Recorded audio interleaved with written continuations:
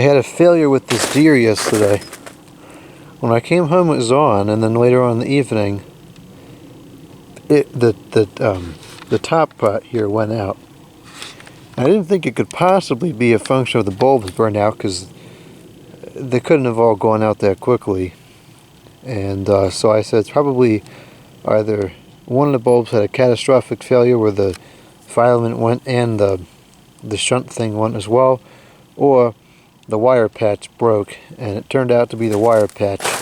I didn't get any good video on this earlier, but there used to be a wire nut here, and so this was kind of being held, pinched together at the ends like that, and it flexes a little bit.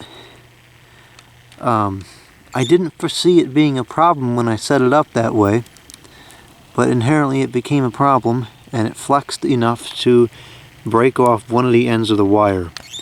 So I've replaced the wire nut with this crimp thing, and since this is a straight connector, it's not flexing nearly as much as it was, and hopefully this will hold on for longer.